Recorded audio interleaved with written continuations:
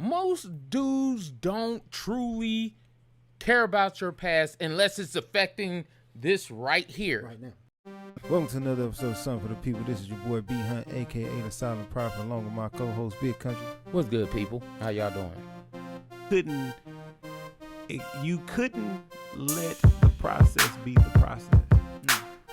And that's the frustrating part about it, is that's when that broken person goes to another person And creates another broken person.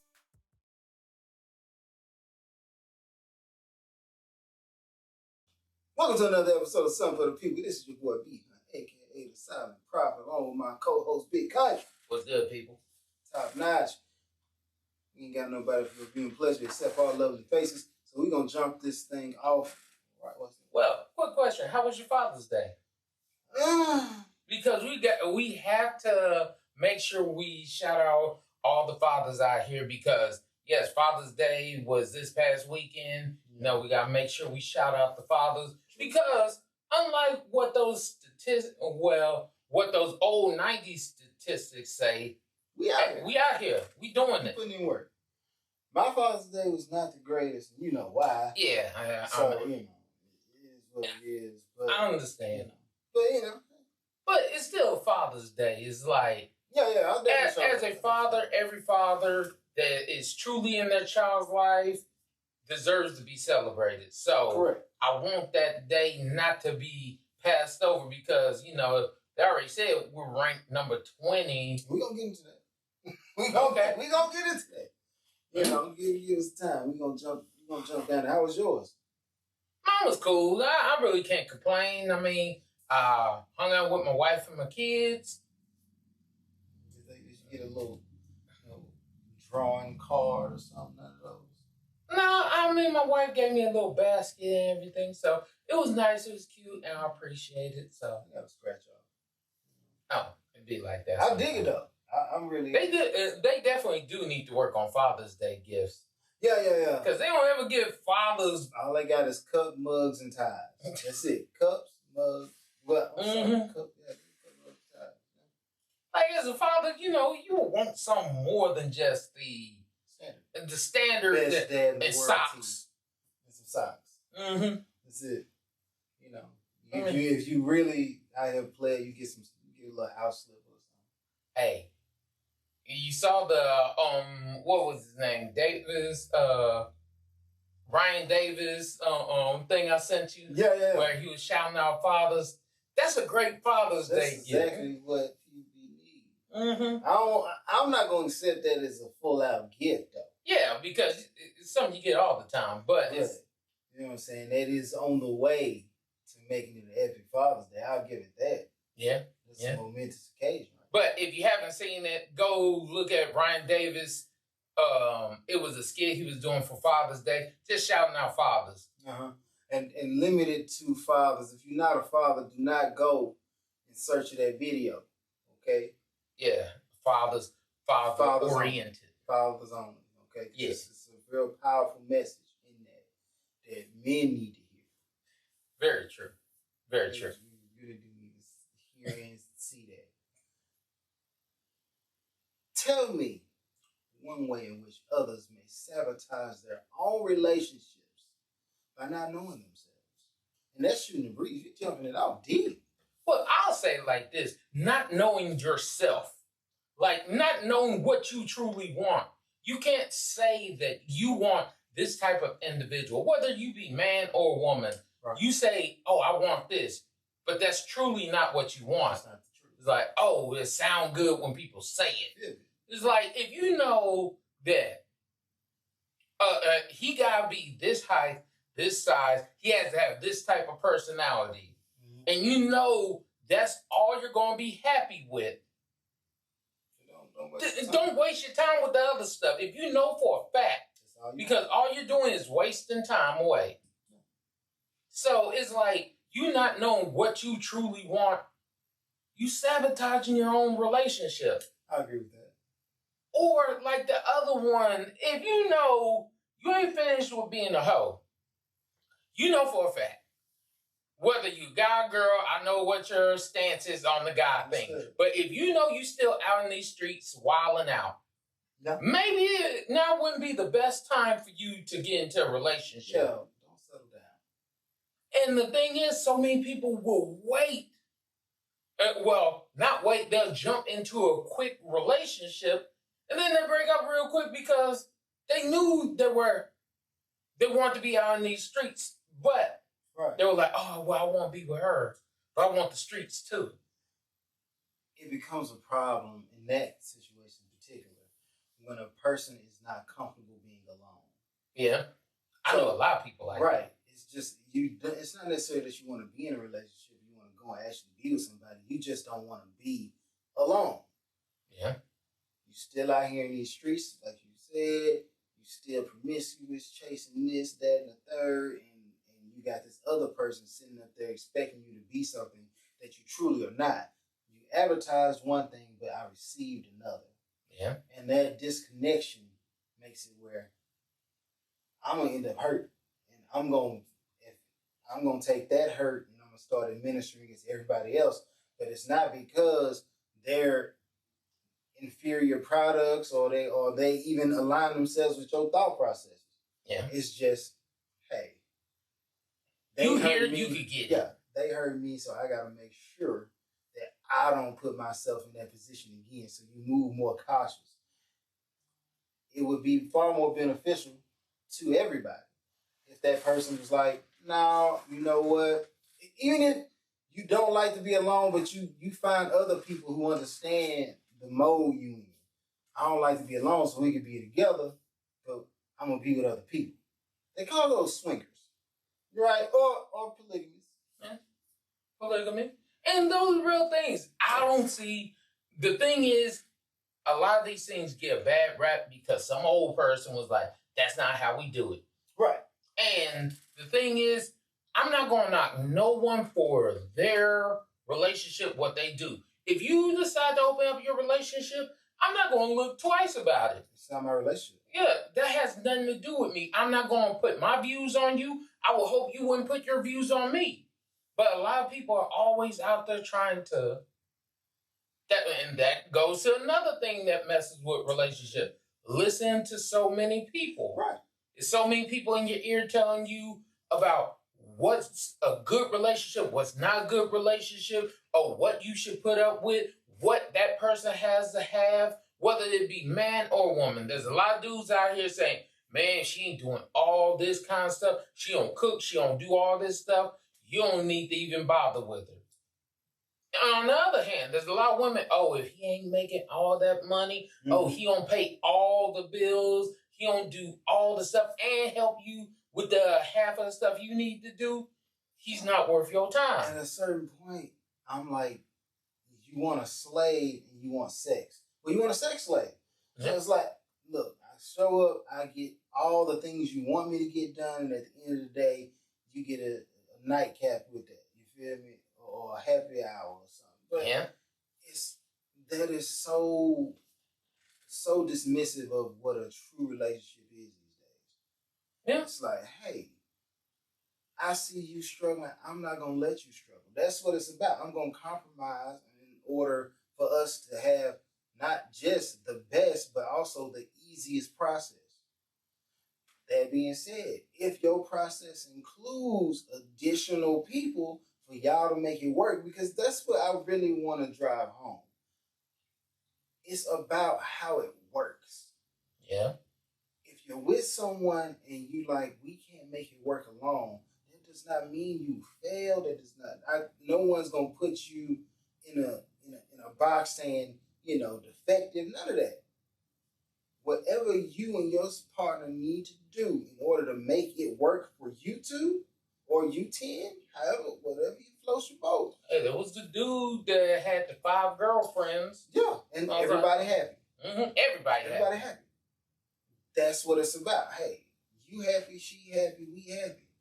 And the problem, like you said, comes in when everybody want to pass their judgment off and they act like they got the cleanest backyard. I'm like, no, bro. Yeah. We all got problems, whether you're doing it the monogamous route, the polygamous route, the asexual route. whatever route you take, it's gonna be hurdles, downfalls, and problems. You don't get out of it that easy. True. Very true. No matter what you do, there's gonna be an issue with it. And no matter what you do, people are gonna have an issue with it. You could be in a monogamous relationship and there'll be somebody who's like, I just don't like that you with that person. Yeah. How many times on your way to marriage have you heard women come to and be like, why wasn't it me? Oh, I've heard that numerous times. It's a big issue. And I'm like, you can out of all the people. Why? Why? As if I have to answer to you or give you justification for why I chose to be with the person I want to be with and I didn't choose you. I don't owe you anything. Yeah. I gave you everything that you need. You're not the one for me. That gives you all the opportunity and free reign to go and find. And that should be all the closure you need. All the closure you need. But people don't want to hear that. No, my opinion matters. And I'm like, no, it doesn't. Not in my relationship. All these little things. That's what stops you from finding the person you really want. Mm-hmm. Oh, I'm too hung up on the person of the past. The person in the past hurt me so bad, I don't know how to get over it. Or you want somebody that's not good for you. You know for a fact the person that you keep choosing, because a lot of times we end up choosing the same type of people. You never change your habits. Therefore, you attract the same, which means if you're attracting the same and that's the pool of people who keep looking at you, that's who you end up with. Yeah. So, okay. And then you get hurt, and then you're like, how come they keep hurting me? Oh, it's all the people that are hurting me. It's the men or the women that keep hurting me. That's not true.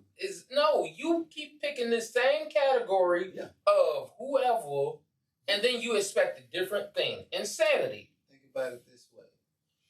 You don't like a certain genre of music, but it's the only thing you add to your playlist. Yeah. If you don't like country, I like country, by the way, but if you don't, and you keep adding Garth Brooks and all these other people onto you, Darius Rucker, you adding all these people. Yes or no.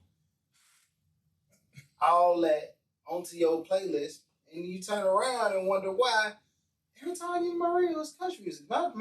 And you'll start blaming the phone or the Apple Music app or the Tidal app. You'll blame everybody except the person who's making the selection and pressing the plus sign on it every time. Yeah. You have to know yourself and know, hey, what energy am I putting out into the world that keeps attracting the same type of person, that keeps having this person come knocking in my door? Why are my only viable candidates people that I will reject in the application process? Why are they always here? Yeah. Why do they feel comfortable pursuing me? Or vice versa, if you're the male, male or female, why is it that I always find myself pursuing this type of person knowing that it's not the type of person I'm actually looking for? Is it because you're afraid to be alone? Is it because you're afraid to find somebody who will meet your qualifications and you wouldn't stack up? Like, I heard that it was a social media personality. I'm not going to mention the name, but they were talking about a lot of times people go for the lower end person because they don't think that the person that basically hits all those qualifications is going to be there into them. Why would they pick me? Because you feel like a fraud. It's like, I'm not really that great. If you know yourself, you know I'm that great. Is it arrogant for me to think I'm that great? No, it is not arrogant that you feel you that great. It is actually something that you should promote, and you should try to promote to other people. Like, hey, I think I'm this great. You should think you're that great as well. Do not, under any circumstance, think that there's a certain one feature that makes you great. You know what I'm saying? Yeah. That's what a lot of people saw to fail. Yeah. Oh, I hit the gym, so I have this amazing body, and that's what makes me great. Relationships are far more than the gym. Do not confuse me. If your customer base is someone like myself, it would be beneficial to you to hit the gym because that's what I'm looking for. I'm not saying I'm looking for, Miss Olympia, but I am looking for at least somewhat tone. You ain't gotta have a 6. I'll take a 2-4 pack. You know what I'm saying? But the stomach should be somewhat flat. It can have a little push, but if the stomach's sticking out further than the booty do, unfortunately, if you're seeking me as a candidate, I don't want you. You got booty do. You know what I'm saying? That's just what it is. Man, I was thinking about it like this. There's an old saying, and everybody, no matter what age you are, you heard this saying sometime in your life. The jack of all trades, but the master of none.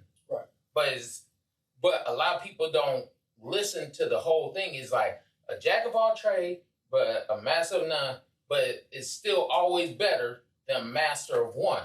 Right. So just because you're a one-trick pony, don't mean you're going to really get out here and do those things. You have to be able to be a well-rounded individual. You may not be the best. Like, I like working out, but I don't eat as good as I need to. That's why I'm not as in shape as I need to. And I'm like, okay, but I get out there with anybody and work out. I love working out. Like, I like doing a lot of different things. I hang out with my kids. I may not be the best person in the world. I think I am, but I may not be the best person in the world dealing with my kids. But I'm out here trying, right. Just like cooking, just like all these other things, cleaning, taking care of my house, my cars, all these things. Hey, I may not master those things, but you're giving your best effort. Exactly. And that's what matters. There's a statement. Practice doesn't make perfect. Perfect practice makes perfect. And really it don't make perfect, it just make better. So you gotta practice perfect to just get better. And when you say perfect practice, what I'm saying is practice where you leave nothing in the tank. You give 100%.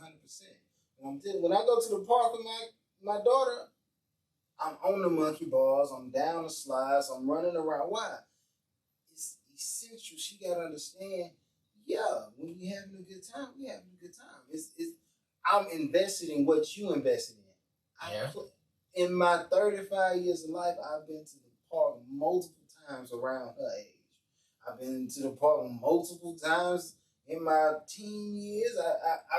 The things that she's going to light up about and find super interesting, I've been there, I've done that. You know what I'm saying?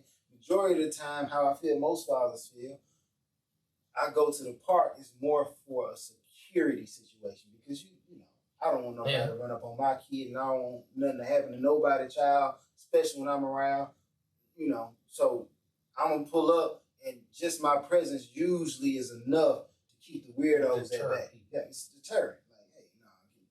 We ain't gonna go over there and mess. Why? That guy's over there, and if he sees something out of line, he gonna say something, right? Yeah. He gonna say something, and if you keep pushing, he gonna do something, and it is what Let's get back on topic. Fix the problem. We're just fixing the problem. That's all we do. Just fixing the problem. We gotta recognize that your kids are gonna find joy in the things that you've lost joy in, but you got to find a way to say they think it's new and fresh. I'm going to give it to them as if I'm with them, because in reality, you doing this truthfully for the first time with your kid. So this should give you that statement alone should give you the boost necessary to treat stuff like it's new, because in reality, this is the first time you're going to do these types of things, and this is the first time you're going to develop this level of relationship with your kids. So, when I go to the park, I'm having fun too. I'm jumping around, I'm running around, I'm doing my thing. So, there's a lot of things that we could come up with that is an issue of why you're not in a relationship, why you can't be in a relationship, why it's a struggle for you to find a relationship. Mm-hmm. You have to figure out those things that you're falling short in. And that takes a strong person to look at themselves in the mirror and be like, hey, this is where I can improve, not on where everyone else can improve. Right? Because, of course, I can find a flaw in everyone else, but a lot of people do not want to find a flaw in themselves and fix their own flaws. Hey, build yourself up. Because Of course, I could tell you all the great things about you. But if you don't believe those things, it's falling on deaf ears. So that's just my take on it. And I'm gonna take it one step further from what you said.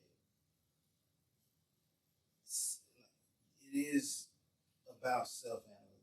You have to, like you said, you got to be that person that can look in that mirror and see your flaws. And if you are somebody who's, for some odd reason, you just blind to it. You like, I just don't know what's going on. You have to go out, surround yourself with people you trust, their opinions you trust, and then utilize them as that self-reflection. Hey, bro, what you think I can do to make these women pursue me? Because right now, I'm only running across this, that, and the third. Yeah. A person, it's crazy. A person who's in your exact same situation will look at you and be like, oh, and he'll iron out and lay out his own problems because it's easier for me to see your flaws or see the problems in you than to see it in myself. So he'll give you or she'll give you amazing advice about how to turn your life around. And if you take heed and you can utilize the information provided to switch how everything going in your world, you can do that. Yeah. So like I said, if you have trouble looking in the mirror and doing a true self-analyze,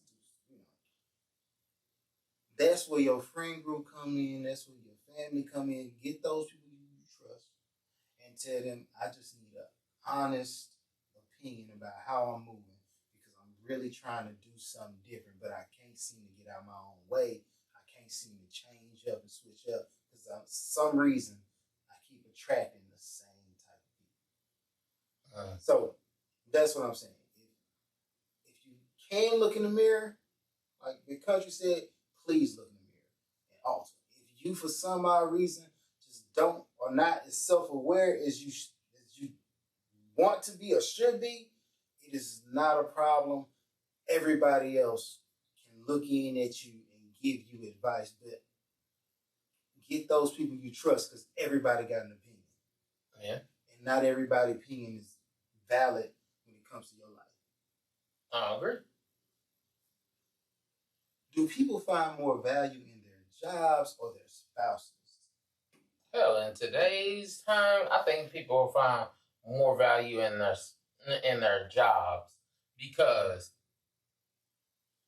as many people as I see now trying so hard to be these certain things, it's like you'll try your hardest at jobs, your career, trying to get here, trying to make this money, trying to get this. I want raise. I want promotion. I want to move in all these different areas. You're willing to go back to school for that. You're willing to, I'll devote all my time. I'm willing to work overtime, do all this other kind of stuff for your job, your career. Mm-hmm. But then when it comes to your relationship, take me as I am. And I'm like, okay, I may sound a little sexy with this, sorry. But a lot of ladies, more than men, will sit there and say, take me as I am. You knew who I was when you got with me. Right. And that's when I get to a point is, why does you do all these things for your career, but the person that you say you want to be with, you love, you're like, no, I don't really want to change that. And do you feel that is a product of lack of trust in that relationship? Because the one thing about a job, we got laws and things in place to ensure that they told you that this is what you're going to get per hour and you in that building per hour, you're going to get that money. That's a good segue. But this is how I'm looking at it. We, for those who don't know, we live in Texas. Texas is an at-will, meaning they can fire you at will at any moment's notice. They ain't got to give you no 2-week notice or nothing. That, you know what? The company's moving in a new direction, so you're not moving in that direction with us. With ease. And everybody watching this podcast, if you're in your 30s, you either know somebody or you were that person and was like, well, just let me go and come up with the most stupidest reasons. Yep. Layoff, budget cuts, all kinds of stuff over outsourcing, all that. All kinds of stuff. So the reason I say that is because it's the same thing in a relationship. It's like, yes, you would hope that that person is not going to screw me over. I put the time, I put the effort in this company. There were people that worked on their job for like 20 plus years. I was at the hospital working on their job 20 plus years. Then all of a sudden they were like, oh, before they got ready to retire, we're going to have to let you go. I put in 20 years here. I've been faithful. Yes, I've been here doing this stuff. But they cut them off. And then magically they hired 2 people younger, cheaper than them. Mm-hmm. And then be like, oh, here you go. Like, oh. All the responsibilities that one person was covering, you now cover separately, but it's a team. Now, in a relationship, it's the same thing. You hope and pray that that person is not going to do you wrong, that that person is going to see your value and hold you in this company for the long haul. Right. The same thing in any relationship, whether it's man or woman. Because yes, I would be extremely hurt if my wife out of the blue was like, you know what, I quit. This ain't working. This ain't working for me. I don't like this job, all that stuff. Even though we've invested so much time, we merged companies, we've done all this stuff. We have children. I'm like, but how many relationships have you heard where that's happened? So the only thing you could do is, hey, I'm going to put my best foot forward. The same you should do in your relationship, on your job. I'm going to put my best foot forward. And then hopefully it pans out and pays off. Right. There are jobs out there that still, like Google. They say Google's one of the best places to work. Yeah, sure. So I'm like, hey, if I'm Google here, you won't work for me. Yeah. It's not like I'm trying to fire nobody. Yeah. So it's the same thing, but I know more people will put more value into their job than actually building that relationship to what you want.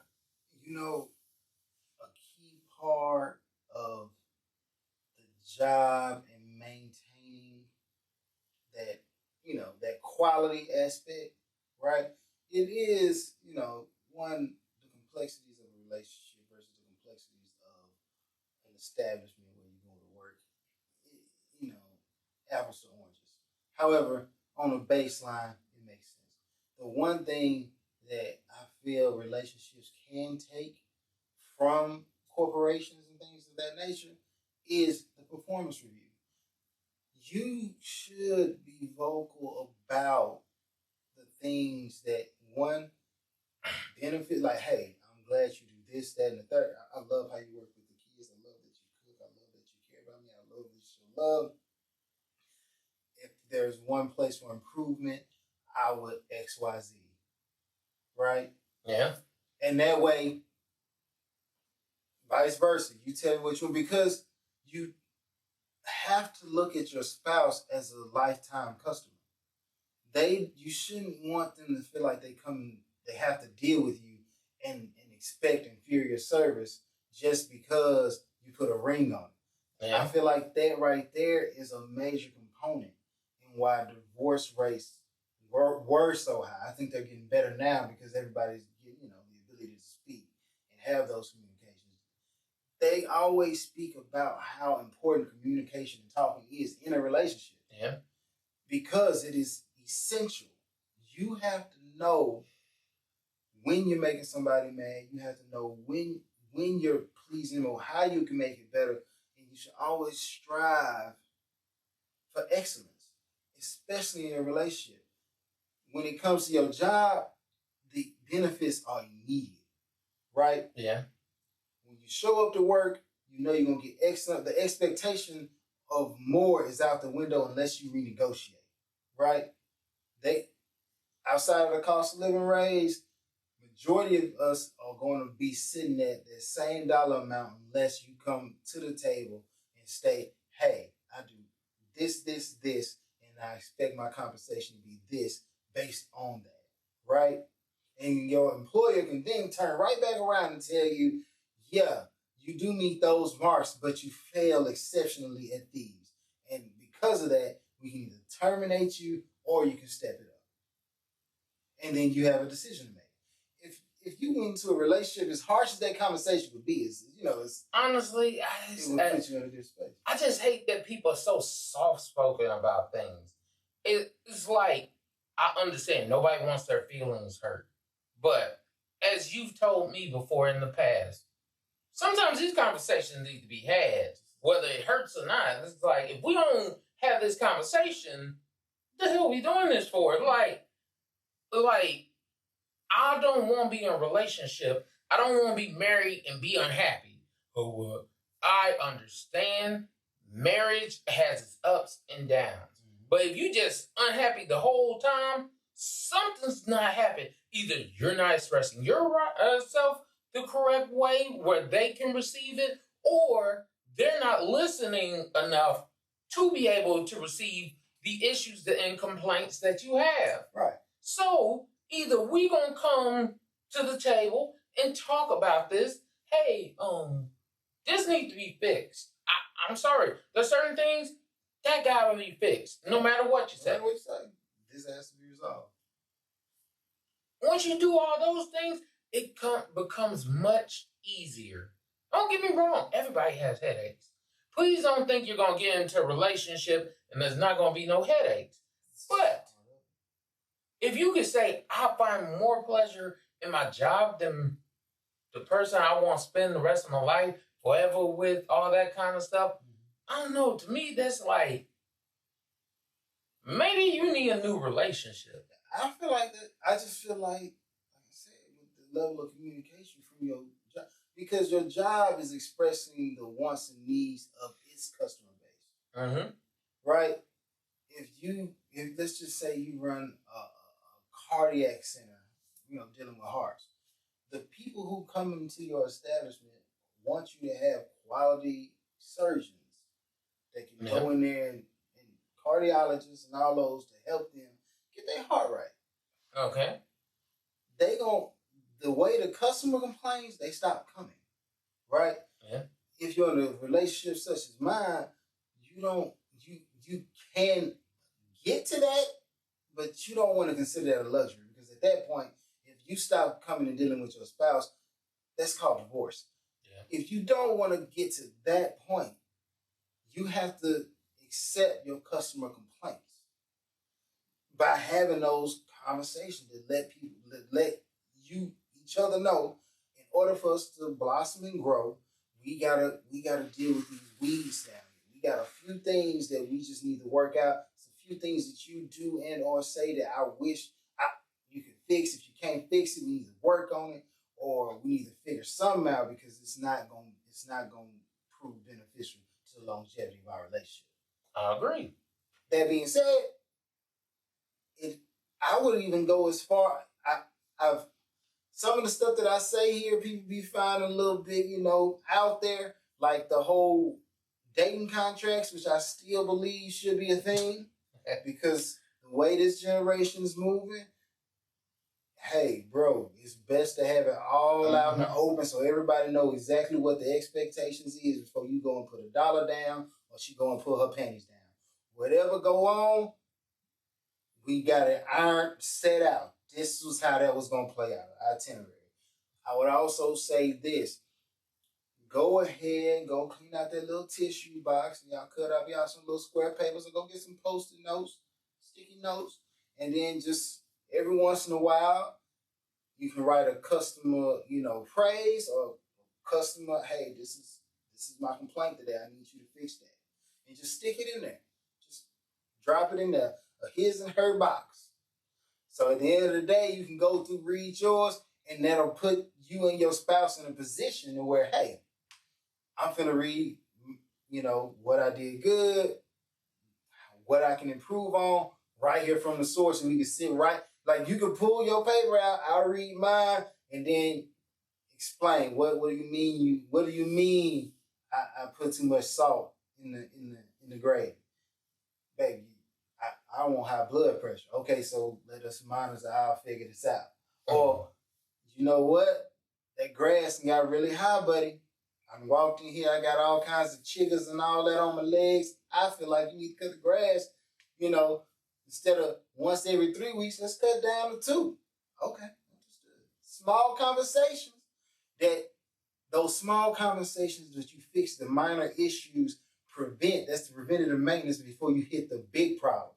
Because if you let's say you do get to a big problem. If you got a big problem and a whole bunch of smaller problems, if you need to switch out your short block on your car, your engine on your car, but you also need to switch out the head gas, you also need to switch out the seats that you burnt up, you also need to switch out the radiator, you're going to be like, I need a new car. I need a new relationship because this one got too many problems. But if you was riding in the car or in that relationship and you was fixing those minor things that came up, I know I need an oil change, let me switch that. I know I need spark plugs, let me switch that. When the short block goes out, you'll be like, you've been there. I done fixed everything on this car. Fixed everything on this car. I can't just throw it out. We need to get an engine for this.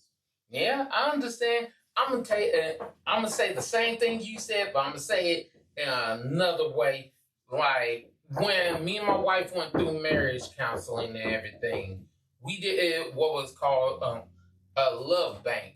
And the counselor told us what we need to do is have this set up a certain way. Because your love bank, you're supposed to always be putting money into the bank, putting things into it. Because when you put all these things into it, about time you get to the point where something comes up, your bank is still filled.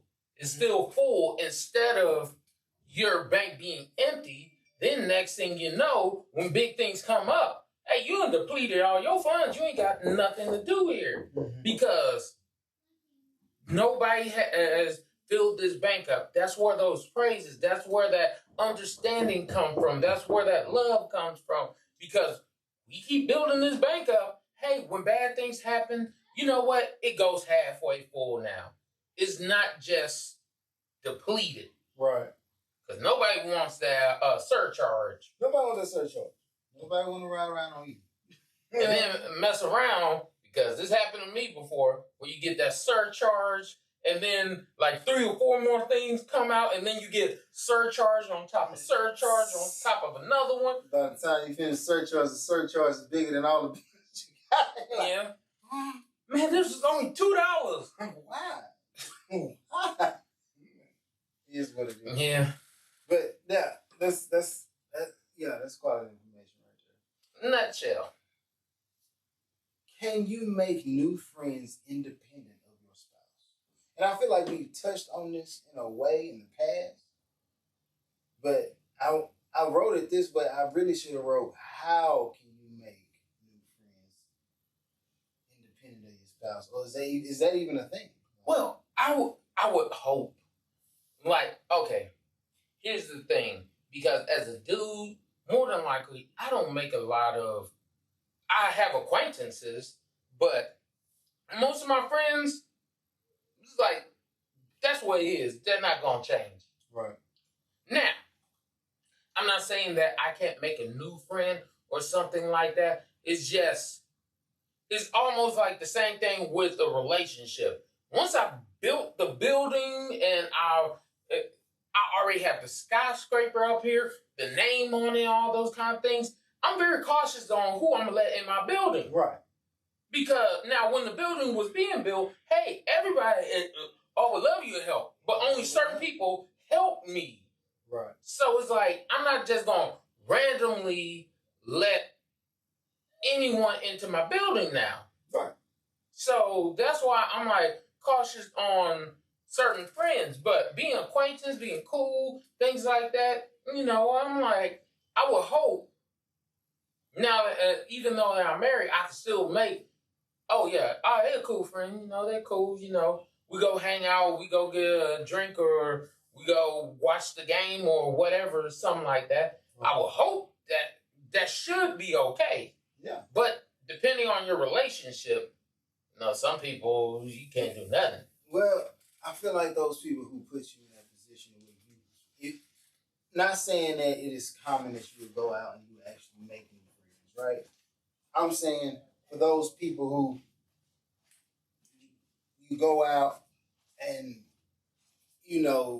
everybody I talk to is at some point a threat to you, right? Oh, I can't talk to this particular woman or that particular guy or this, that, and the third because the person you with automatically assumes the worst about you. I find that at least from my unofficial, questioning of people and what their motives are behind that, it is always what happened to them in the past. Something took place in their past that caused them to feel as if no one can be trusted.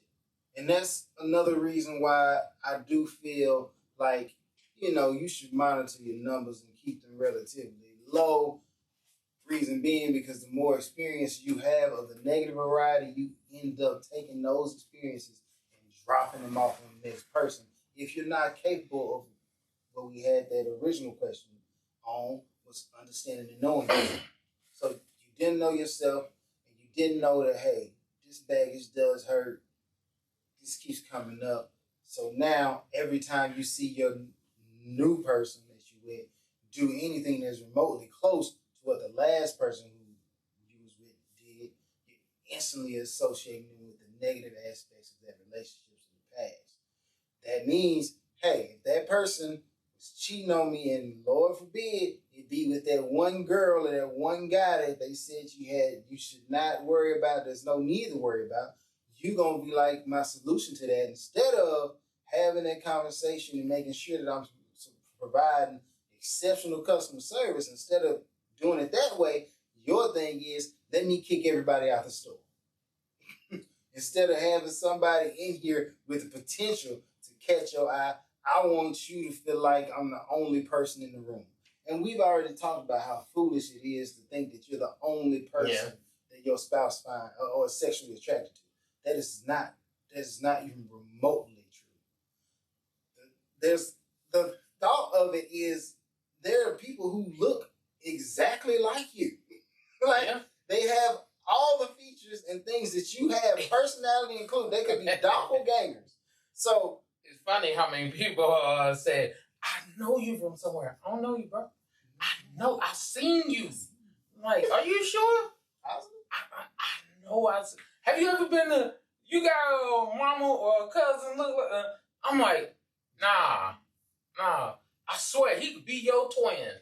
Yeah. You know how many times I heard that? Man, shout out my boy Casey Mallow. He showed me this one girl.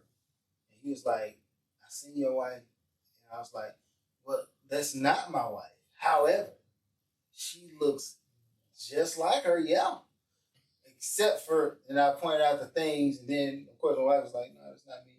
But, he told me about some wild stuff the girl on that phone did. And I was like, although I appreciate you trying to, keep me, keep me in check, like make sure, check on your boy. I appreciate, Casey Mallow for that. However, thank God that ain't my actual one. That's not mine. But the thing is, the girl that showed me on the phone, if he was like, you think she cute? I'd be like, hell yeah. She looked just like what I got already. I found what I found attractive. That's attractive too. Apparently freaky, if you ask me. But that's one thing that's two different spaces. Man, I guess I'm just all I'm saying is there comes a point where it's like when hey, like I would think my wife or even my partner is like, what it was too close. Like, hey, bro, now you're gonna have to pull that back. Yeah. Like, I would hope that you would be more of that than to be like, nah, nobody can talk. No, you can't have no friends. Right. That's like when people say, oh, you can't have, Steve Harvey was talking about that. You can't have a person of the opposite sex because all they want to do is sleep with you. I'm like, no. I mean, I have some friends that I'm really cool with that honestly they're very attractive, but I don't look at them that way. I don't even, I wouldn't even want to step across that line. Right. Also, because we gotta, with that being said, there has to be some clearing of the air. All right. If you, for some odd reason, leave your spouse, understand that you have left, abandoned that relationship, and that person that they just said, I wouldn't even cross that line. Don't always think that the line is because I don't see them that way. No, the line was, I'm with you. We made this agreement. I don't want to cross you.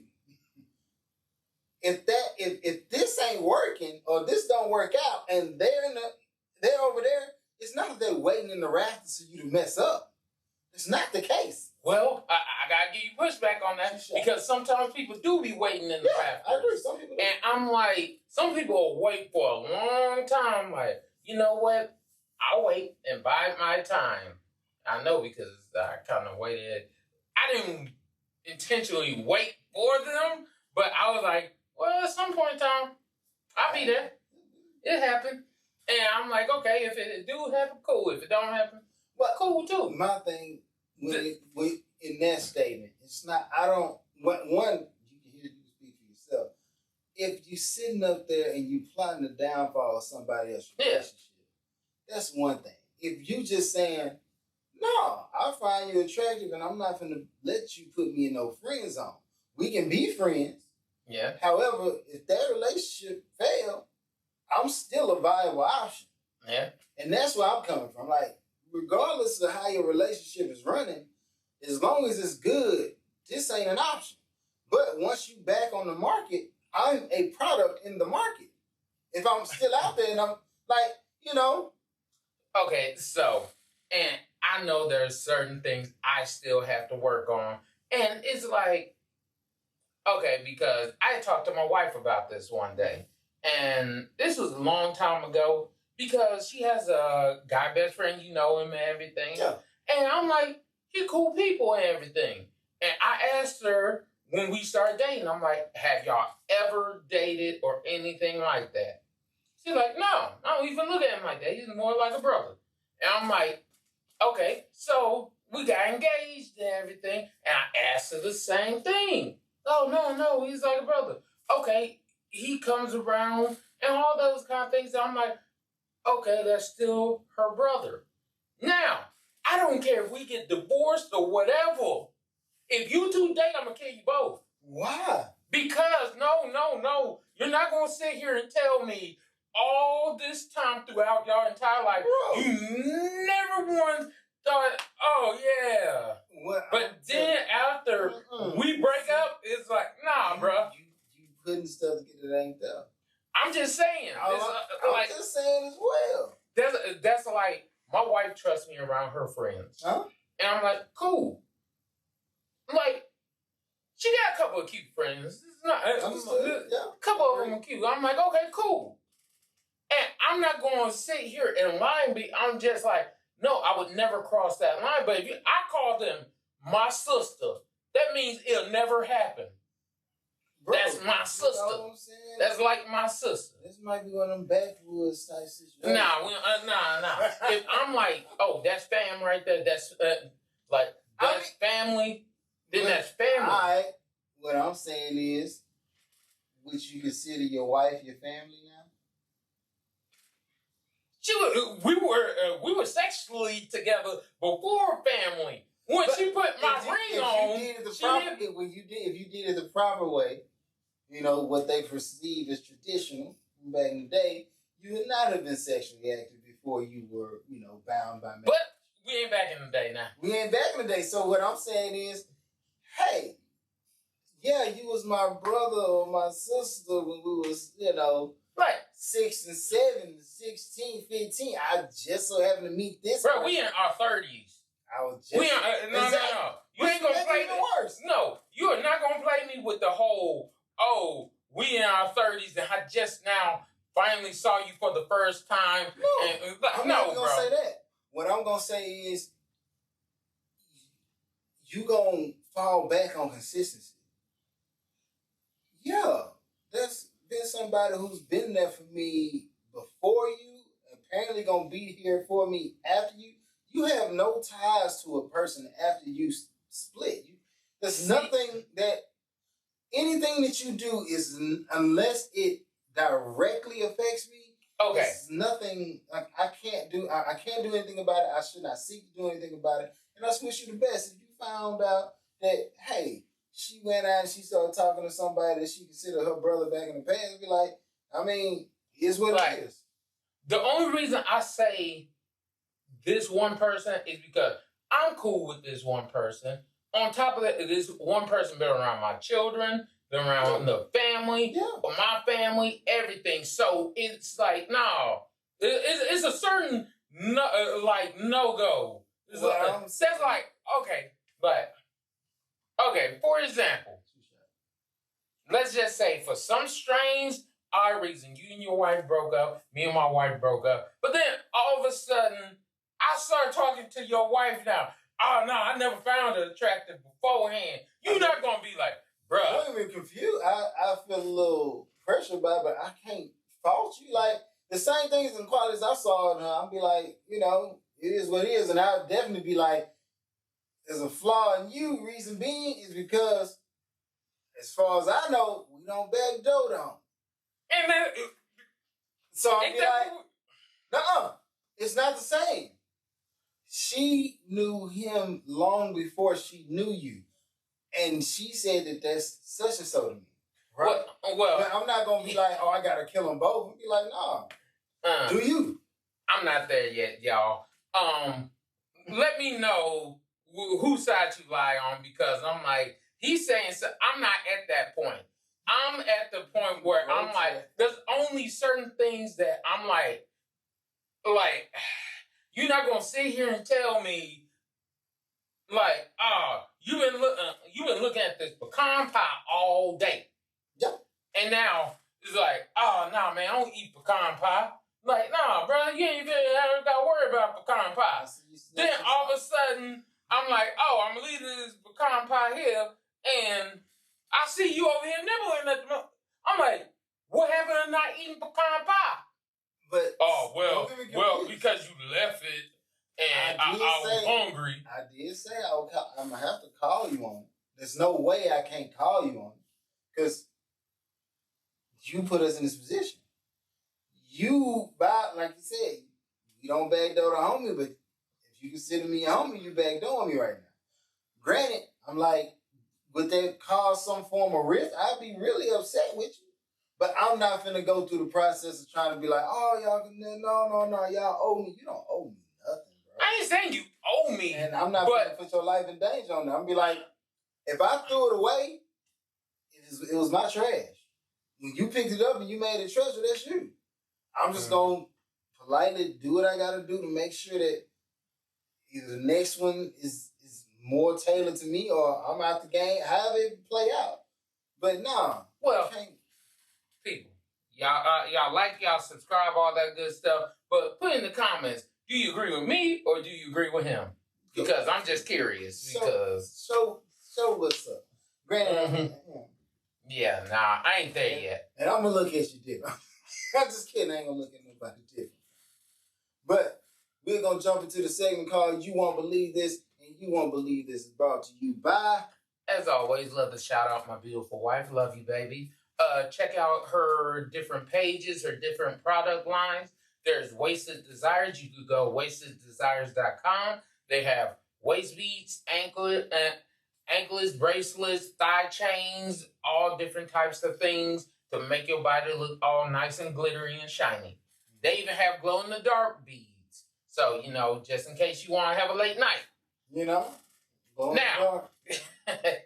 Now, you could go to Traces Like Mine. Traces Like Mine, this is hair care products for a black woman, by a black woman, to help black women. Black women, you're always saying they don't make enough things for y'all. This is a product line that is made especially for y'all. Right. And last but not least, Yanni like mine. Ladies, if you don't know what your Yanni is, please look it up. Take care of it. It does not take care of itself, no matter what anybody tells you. I would like to shout out, first of all, us. That's something, the number 4, DA people. If you're on YouTube, type podcast at the end. It's going to minimize that search results. On top of that, remember to like, share, subscribe. If you like the content we're putting out, go ahead and tell your friend about it. You know what I'm saying? It's beautiful when when you and your friends shop in the same store. It's a beautiful thing because at that point you can tell them about all the sales, right? So that being said, keep in mind that we on all your streaming platforms when it comes to podcasts. On top of that, we also on this thing called Fanbase. Go over there. We want to run those numbers up. You can find us on TikTok for the shorts. You can find us on Instagram for the shorts as well. We're in the process of making some reels and things like that. Mine will be more comedy based. His will be more big country based. You know, how you feeling that day. That being said, if you leave a review on the podcast at 5 stars, we appreciate that. Now, Tyler Bailey, he made luxury clothes by a luxury guy. Check that out. He's made clothes for the likes of T-Pain, Wendy Williams. The list goes on and on and on and on and on. Yes, the people have worn these things, especially on television. Outside of that, we got my cousin Mike. He's been here before. They call him Wiggling These Game Spaces. I call him Mike like his mama do. He got a podcast called State of Being, also known as SOB. It is State of Being, not the other way around. So go check him out right now. He's in the process of, telling people about making their neighborhoods better, kicking it with your kids, and really getting back in tune with the earth. And, granted, it's crazy when you think about it because his platform or his show is on the internet. However, removing yourself from the internet and getting back one with nature and making outside again is one of his messages right now. So, go check him out. Show him some love. I would appreciate it. I'm sure he would appreciate it. D-Mac, he's a barber. We're going to jump into our next segment. Anybody else want to show love to? You as the people. We'd like to thank y'all for being with us. We genuinely do care about y'all. Like, subscribe, share. Tell us how we're doing. Tell us how we could get better. We'd love to hear from you. Exactly. You don't throw the box out there. Tell us what you want. We can see if we can comply. Easy. So, today, as you won't believe this, a comedian on social media says that Father's Day is ranked number 20 in all holidays. Right? So that's number 20. In some polls I was looking up, it said that Father's Day is considered the worst holiday. So it's even below 20. Not saying that 20 is real, 20 is bad because I had my sister-in-law name off holidays. She's naming off some bullcrap holiday. I'm like, what the hell? And then she was like, Arbor Day. I'm like, Arbor Day? Who celebrate Arbor Day? What is Arbor Day? I don't know. I don't know what Arbor Day is. I've heard it before, but I don't know what Arbor Day is. I understand Veterans Day. Okay, I understand Mother's Day. On Christmas, even though I'm like, how Halloween beat our fathers, which is crazy. But I'm like, okay, maybe even that. But you can't name 19 other holidays that actually are like, man, really. Somebody said St. Patrick's Day. Yeah. And I'm like, St. Patrick's Day promotes you to get drunk. Like Corona Day. So drinking comes before fathers.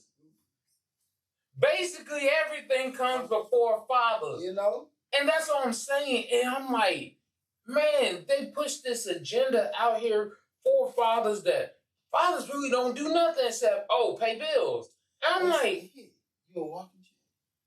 But it's crazy. I don't know anybody now that is a father that is not in their child's life, like actually loving their children, treating their children right. Don't get me wrong. I know there are trash dudes out here, but give me a break. Every dude out here ain't a absentee father, a sperm donor. Right. Like there are actually fathers out here. They're in their children's life, that love their children, that actually teach their children. Right. Like, I hope my children, I hope I'm around to see my great grandchildren, all that kind of stuff, just to show them what, like, just in case my children don't pick the right person. It's like, hey, you got granddad here, you got great granddad here, something. It's like, Yeah, I was somebody. but the thing is, they make it seem like that's ain't crap. Like, we like the gum on the back of the shoe or something. Yeah. It's like, give me a break here. Like, where's the love? Like, and I'm like, we quote these 90 statistics. This ain't no recent statistics, because even Oprah backed us. And we know Oprah really ain't too much on the dad's side on a lot of stuff. But even Oprah was talking about black fathers are in their children's life more than any other race, period. Yeah, and it's period. But fathers in general, no matter race, are in their children's lives. Yeah. But we still quoting these 90s, 80s statistics. And you know why they weren't in their life in the 90s and 80s? Because they got locked up. Yeah, well, especially with the black community. You know, blacks and minorities, you know, a little reefer madness, you know, a little cocaine. But I'm sorry, not cocaine. Crack. A little crack. Yeah. A little reefer madness. Crack didn't get you more time than cocaine did. Yeah. But no. Crack got you. No, crack got you more time than cocaine got you. That's Sorry. baking soda, and now you locked up for life. It's just how, you know what I'm saying? How it be.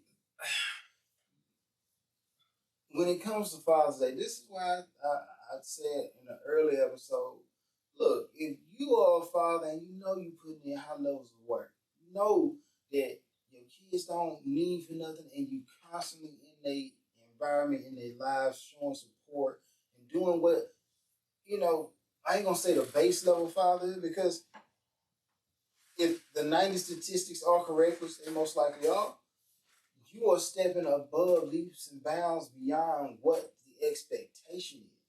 Because the expectation for fathers is relatively low. Yeah. You know what I'm saying? Being that the expectations are low, but the value of what we actually put, the actual numbers, we putting up Jordan numbers in these arenas as men now. You know what I'm saying? Jordan, LeBron, Kobe, whatever you find, Steph Curry, whoever you think is that top-rated player out there who putting up big numbers, making a real impact in the game when they step on the court. When we step into these kids' lives in any way, shape, form, or fashion, where we showing them support and love, it is automatically improving their lives. You know, they said 85 like, when fathers are in children's lives, 85% of them will do way better than they would without them.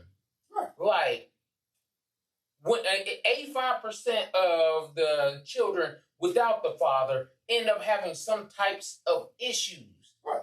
But when the father is in their life, and they've even proven, even without the mother, don't get me wrong, I believe in a two-parent household. Yeah, I prefer it. I would rather it be two parents working together, whether you are co-parenting or whatever, but you both are building into that child, not issues and drama or things y'all have against each other, but actually building into that child to grow them into a capable, smart individual. Mm-hmm. But I'm like, even when the mother's not in their lives and it's just the father, they still reach to those heights. Right.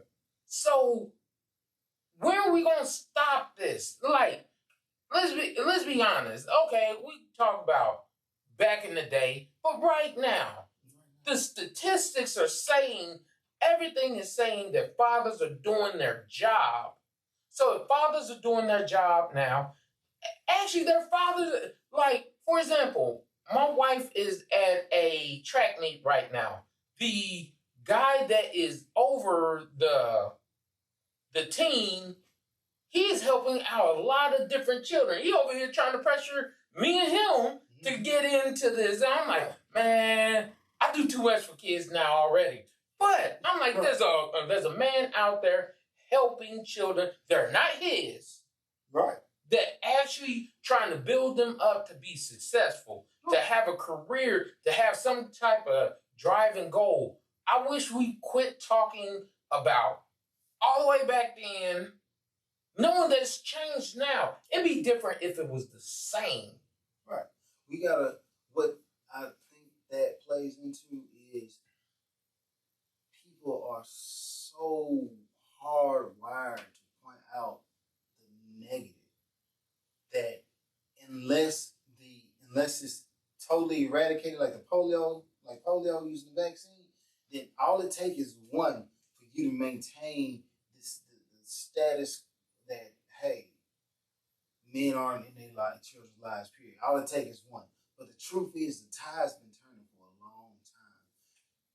Men have been, like he said, like I've said, like people before us have said, men these days are stepping up to the plate and doing above and beyond what people, like the Ball guy, LeVar Ball. Mm-hmm. When it comes to his kids, everybody talking all this, oh, he too involved, what? That dude took his kids to start them on top of taking both of them. Create his own shoe. He's done so much for his kids that one, as much as y'all harp when the men are not around, so much so that when the statistics change, you would rather perpetuate that narrative as opposed to what is. LeVar Ball is more closely related to how men, black men especially, are moving these days. I can't tell you how many times I've gone to sporting events and the stands is full of proud fathers. You know what I'm saying? And if the father can't make it, grandfather then showed up. Yeah. Men are showing up in these arenas, and that's why Father's Day should be something that we celebrate. We celebrate with a sense of pride, like, yeah, as opposed to what the world told me that this man was supposed to be. He is everything other than that. Yeah. He shows up, he puts forth effort, and he's consistent. And in his consistency, I was able to develop a strong sense of, self-awareness and mental fortitude, drive, and consistency myself, discipline. That's one thing that I do pride fathers on. Discipline. I'm not talking about just with those. Okay? Yeah. I'm talking about the consistency that your father shows by getting up and making sure that you have what you need every day. And if he finds that anything is lackluster about your life, he goes the extra mile to try to provide that and give you the best overall youth experience, period. Yeah. That being said, you got Christmas, Mother's Day, Thanksgiving. I could see if it was Christmas, Mother's Day, Father's Day, all flip it either way. But the celebration of the mother and the father in reality should be on par with one another at this point. Just because the television tells you, and Tupac has wrote songs about mama, that does not negate all the work that your father has put in on your behalf. It's crazy. They got so many songs out here, and I don't want anyone to get it twisted. I believe mothers should be celebrated. I believe, just up here, they should be celebrated. They should be praised and all the things for they do. This has nothing to do with Mother's Day. Right. But Father's Day should be up there because fathers put in their work too in a lot of different ways. Like, look at it like this. I could name probably 2 songs about fathers. But that's about it. You can name like 10 right now. Oh, accident. It's like, I'm like, give me a break here. Like, don't get me wrong, mama needs her love. Don't get it twisted. Every son will sit here and tell you, mama get that love. You love mama. But then, like, fathers out here, like, I admit when I was young, I didn't realize what my father was doing. I'm like, does my dad really like us on certain things? because I wasn't mature enough to understand what men do versus what boys do. Right. Like when I was a boy, I was like, oh, well, I just want to be loved, cuddle, coddle, all that kind of stuff. Then when I grew up and became a man, I'm like, hell, my dad was super beneficial to my life. Hell. Like, what people gotta recognize, and this is accredited to the past thought processes. Like I said, everybody looked at men as the workhorse for the longest time. As long as you go on to work and bring home the bacon, and she's able to cook it up, you've done your part. So part of it is this westernized idea of what a man is. We slowly but surely, on a consistent basis, day to day, chipped away at that artificial construct that they built, telling you what a man is. And we are just now getting into the true, what does a man do? It's not just go to a job you hate to provide for your family. No. I go to work, I provide on top of going to work and provide. I go to the football games. I go to the cheerleading tryouts. I go to the gym. I get those luxuries too. I also instill those things that they need in life. Like, that's what I do. If you, no matter what anybody says, the product speaks for itself. Right. Like, a lot of times, and I'm not saying all the time, you could see the people that did not have their father in their lives. Right.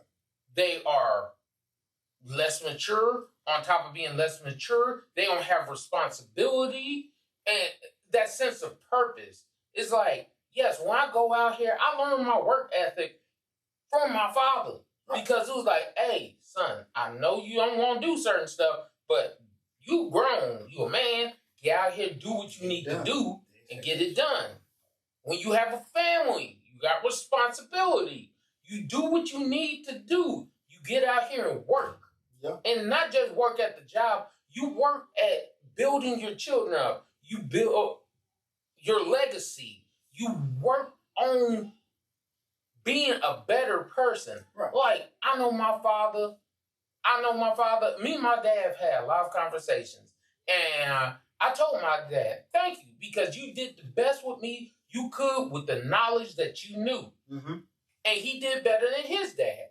And I'm like, I am going to do better than my dad did. Not to try to show my dad up, but if my dad set the bar right here, obviously I got to take it up way higher. And as a father, I'm certain if you asked him, he going to let you know, son, what I did ain't enough. Yeah. My father is consistent with that statement. Look, everything I did in my time was good, but in your time, that's bottom of the barrel. You're going to have to take it up 10 times just to be par. Yeah. I want you to be greater than that, so I need you to take it beyond. Take this out of the stratosphere. When it comes to your involvement with your kids, not take that beyond. I did what I could do because we were just trying to get here. Now, for the most part, I'm not saying we ain't at the final destination of this thing, but we definitely moved on down the road. So take it up. Go harder, go further, do more. Yeah. And that's ownership of your responsibilities, accountability, discipline, all those things, but it takes somebody to show you these things. It's hard to get discipline from an undisciplined person. Yeah. Like if you ain't smart with your budget and able to say, no, we gotta pinch some pennies here so we can have some pennies for when this come up. You ain't with that person. It's gonna be hard for you to understand the concept that's pushed forward. Majority of the time, because, especially in the past, who made this money? Men were out here making the money. So, yeah, I provide, but you understand, or your spouse should understand, I'm putting forth all this work to make sure you're at this space. I don't need you wasting that money. Because every dollar you waste is another hour I spend outside of my home. Yeah. Right? So that dynamic alone puts you in okay, I'm going to be more responsible with it. I'm not going to go buy, this, that, and I'm about what these kids need, get them the shoes they need, get them the things they need so they can be successful. We started behind. If you in the minority group, majority of the time, you started behind the curve. And a lot of the men from the generation before us, if they wasn't locked up, they was taking a lot of time to try to make that ground up. And you double working just to get back to par.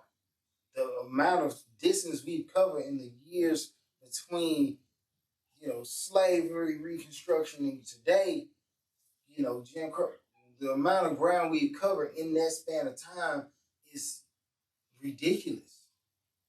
To put us here now, it's ridiculous. That being said,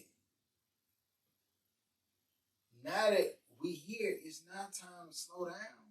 There was one guy, he said, in order to be successful for him, he suggested people read 5 pages a day of any book. Most likely successful, success-driven books. But he was like, that's for the people who already got it. If you want to be successful, you need to read 50. You need to read 10 times what that other person reading, because you have a deficit to cover first. Once you break even, then you start to, hey, now I need to start trying to laugh. That's where we are. That's where we at as fathers. Our fathers, they put a lot of time in those occupations to put us in this position. Those occupations was putting you through college. Those occupations was getting you into trade schools. Those occupations were teaching you skill sets in order to use and do for your family. Now we're in a position where, hey, not only do I need to transfer that knowledge on to the next generation, but I need to try to, okay, let's acquire some land. Okay, let's acquire some housing, real estate. Okay, let's acquire some assets. Let me figure all that out, so when I start telling you about it, you ain't got to go through what I went through. Now we trying, like I said, we trying to get to that point. We breaking even and surpassing, and we doing more. Yeah. That's where we at. And that's why Father's Day is important. All right? So, cool business. Anything else you want to say on the top before we jump? Shout out to all the fathers. You deserve it. Proud of you. All right. We're jumping into Just So You Know. And for Just So You Know, we have a question. Why is Hitler considered the worst person in history for killing 2 million people when King Leopold killed over 20 million black people and doesn't even come up in a conversation? The reason I bring this up is because I understand what the Holocaust was and how bad the Holocaust was. Mm-hmm. But when you start hearing these dynamics of the worst people in history for what they did and the things like that, Hitler's ranked number 1. But he killed 2 million Jewish people. Mm-hmm. Technically, it was a little under 2 million Jewish people, but all together with the people he killed was around 2 million. Right. So I'm like, okay, like, yes, that's a trash individual. He did some horrible things to the people that they didn't deserve these things. But then I'll start thinking about it. King Leopold killed 20 million people in some of the worst fashionable ways you could think of, just like Hitler. But you don't hear nobody. Most people don't even know who King Leopold is. He's the dude in Belgium chocolates. If you didn't know, at one point in time, like, King Leopold was having people get their hands cut off. And then in Belgium, to make fun of it, they would have hands in chocolate. They would make little chocolate hands of black people getting their hands cut off. And I'm like, why do we not bring this man up as honestly being one of the worst trash people throughout history? And I will answer partly. You understand where we at, right? We in America. Okay. So we as Americans, we go over there and we fight and we tell you, oh, the person that we fought was the worst person ever. And we post that all throughout our literary text. We, inject that into the minds and psyches of our children and make them believe there's no one worse than Hitler. Why? Because America went over there and we freed these people, right? We fought and they got freed. But you do realize we didn't even. I do realize. I'll tell you what the book said. And that's what I'm saying. It's like a lot of people be pissed off, and you wonder why so many people think America in general is arrogant and all this other kind of stuff. Because I'm like, bruh, it ain't like we were there in the war since day one. Right. We weren't in there doing all. First, even on D-Day, we were like one of the last people to show up. So my issue is that I understand Hitler was trash. I will not defend him in any way, shape, or form. But I'm like, you sitting here telling me 20 million, 2 million. In nobody's textbook or nothing, they even speak of the man. Right. Like, it'd be different. And I know this is college level. Somebody's going to say, oh, well, they wouldn't talk about it. No, if you could talk about Hitler, because I know, look, 10-year-olds know about Hitler. Right. They may not even know what the man looked like, but they know, they've heard about it at somewhere. Right. Especially if you're Jewish. But you're not talking about a man that killed more than triple the amount of this one man right 10 here. times the amount. 2 million, 20 million. Yes. I'm like, that's crazy. I'm like, literally, this man did so many jacked up things. He would do a lot of the same things as Hitler, would play them against each other, and then kill people off, and then torture certain people. Oh, if you were in this camp, I'm going to do you like this. If you're in this camp, I'm going to work you as a slave. You're going to get this rubber from these rubber trees, or we're going to kill you. I'll feed some of you to alligators. Yeah. But I mean, like I said, who was his major opponent? And whoever his opponent was, obviously did not win. Because if they had won, then they would rewrite the history books. The history is told by victors. We all know this. The reason why slavery ain't as a bigger deal in America is in other places or anywhere really, is because we wasn't winning like that. We didn't win. Like the Civil War wasn't to end slavery, it was to preserve the Union. Like, let's not give this falsehood that they just wanted us to be like that. Like, the main thing I hate about it is they paint the pictures that we just sat on the sidelines and did nothing. Like, we fought for our freedom just like everyone, I would hope, would do. So when you start speaking about people like King Leopold, if there's nobody to oppose him, really, granted, the things he did were atrocious. But if there's nobody to oppose you, right, and the people are backing you, there's nobody to tell that story with the proper light on it, right? That's not us. Because we can sit back and be like, no, I've been educated enough. When I see that name, I know that that person, in my opinion, should be ranked over Hitler when it comes to worst people ever born, or worst people ever. It's just like when you was talking with Kristen on that one episode, you was trying to explain Black Wall Street. She was like, I never heard of it. And I guarantee you, just like you said early in this conversation, if we go out and we start telling people, King Leopold, what do you think about him? They're like, who's King Leopold? Yeah. Because nobody's going to tell that story, because that story isn't something that us in the westernized society can draw power from or draw prestige from. We didn't go save nobody over there. We didn't go and fix the situation. The situation just did what it did, right? Yeah. There's no reason for me to put this in the U.S. history book, because that ain't U.S. history for us. Although the people that are affected could have ties that go all the way back to that situation with those people. Yeah. But a lot of things in the history books, like, we could talk about all these different things, and like, it's like you could always find a way for things to link together and things like that. My issue that comes up is that people say, oh, these things are wrong, that's wrong, this is wrong. But then when you hear about something that's atrocious, like that's ranked worse than all of basic. First of all, when you hear about American history, who you know is ranked worse than Hitler?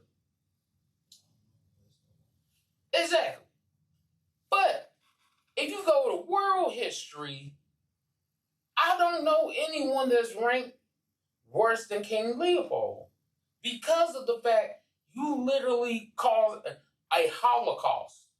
And people are like, oh, well, when you hear Holocaust, that's not just for one race, belief, religion, or anything like that. It is a mass genocide and what's the word I'm looking for? Execution of a lot of people. So, and it's actually known as the Black Holocaust. Right. But it's like when you say, "Oh, you know, there was a Black Holocaust," huh? What's a Black Holocaust? It's like so something that is way worse than the Holocaust that happened at that point. And if we're going by actual statistical facts, 20 million versus 2 million. 10 times worse. Yes. Like, I'm just saying. I'm not going to disrespect anyone and say, oh, yours shouldn't be justified because it was dead wrong for him to do that. But I also want people to see dead wrong and these things need to come to light too. And people need to be held accountable for those things. Right. And while we're on that, when it comes to bringing things to the light, there are a lot of situations that happen in America, across seas, and happen all over this pretty blue marble that floats out in our universe, where the absolute truth isn't being told. Everybody wants to hide their hand in the atrocity that's taking place, and it always takes a little bit of research for you to get the real truth out. And most people don't want to dig in there and get that truth. They want to take what they've been given. Yeah. No one's outside of the people who are watching this episode right now. People ain't finna go out here and type up King Leopold to try to look that up and try to see that, yeah, he built up a whole jargon about a certain type of people, just like they did with the Jews in the Holocaust. And these are false pretenses on which, you know, all this was based on. And then he used his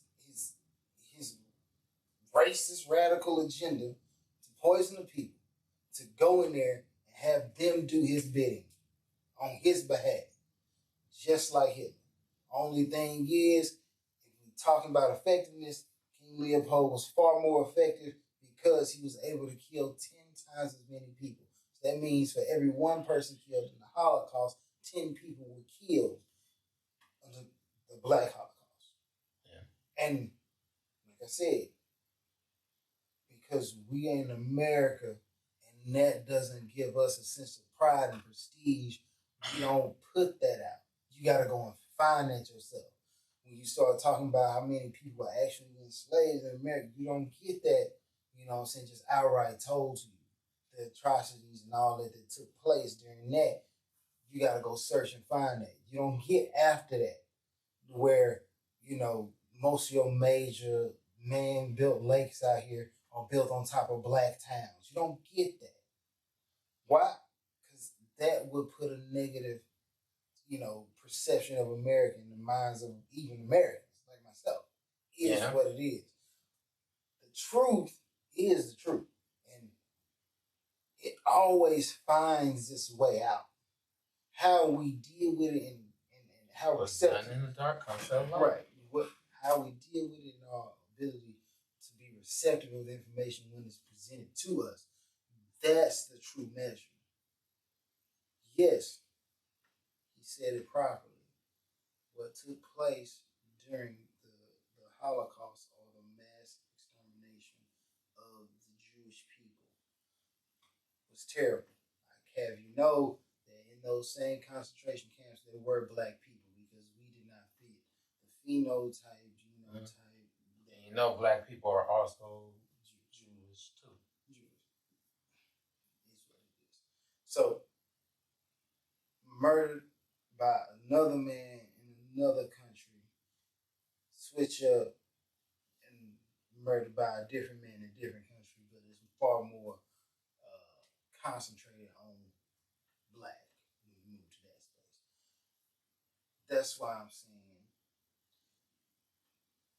when you're reading these books and you're taking in this information, I implore you, don't even listen to me directly. Yeah. Go out and get that information. Research. You got the power in your pocket now. And knowledge is power. Knowledge is power. You got the power in your pockets. You can look up all the information we're talking about right here, right now, and go and figure out for yourself. And you could possibly find people who've done far worse things than even King Leopold. Probably be difficult to do, but I encourage you to seek and find the information and find the truth in it. That's the difference. I want you to go find the real truth.